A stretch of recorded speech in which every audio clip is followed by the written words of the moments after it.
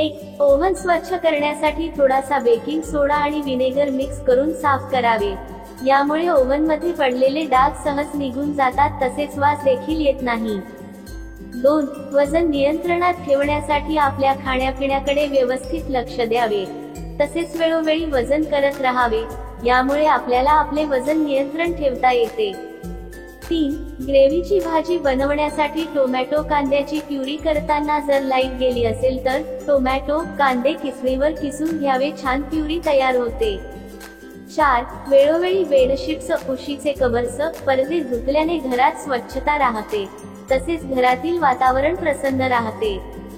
5. पावसाळ्यामध्ये दमट वातावरण असल्यामुळे घरातील गाद्यांचा खूपच वास येतो. अशा वेळी जेव्हा कडक ऊन असते त्यावेळेस गाद्या उन्हामध्ये 2-3 दिवस वाळवाव्यात, म्हणजे गाद्यांचा खूपच वास निघून जातो. 6. बेसनाचे लाडू करताना किंवा केव्हाही बेसन भाजायचे असेल तर जाड तळ असलेली कढई वापरावी, त्याने बेसन पीठ लवकर करपत नाही. 7. शंकरपाळे बनवताना थोडा रवा घातल्यास शंकरपाळे खुसखुशीत येतात.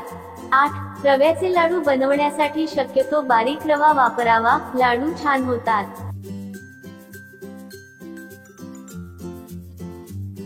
9. अनारसे बनवण्यासाठी जुना रेशनचा तांदूळ वापरावा.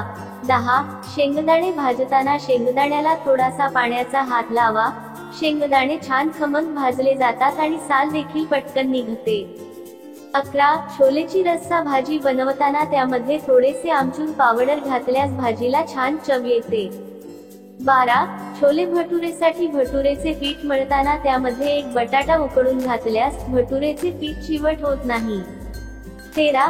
भाजीसाठी किंवा इतर कामासाठी गरम पाणी करताना पातेल्यावर झाकण ठेवावे, म्हणजे पाणी लवकर तापते आणि गॅस देखील कमी लागतो. 14.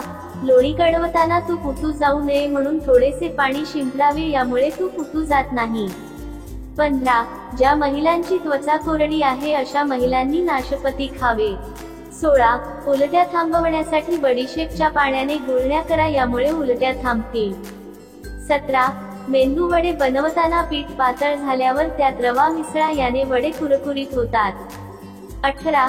लाल मिरचीचा जास्त वापर डोळ्यांना आणि मेंदूला हानी पोहोचू शकतो. 19. पाणी पिऊन लघवी केल्याने तुमची किडनी स्वच्छ राहील. 20. भेंडीची भाजी करताना त्यामध्ये टोमॅटो बारीक चिरून घातला तर भेंडीची भाजी चिकटही होणार नाही आणि भाजी चविष्ट बनेल. 21.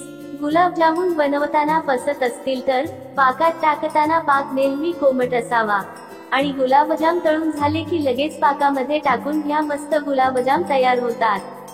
22. कोणतीही रस्सा भाजी करताना त्यामध्ये थोडे शेंगदाणे कूट घातला तर भाजी छान दाटसर होते. 23.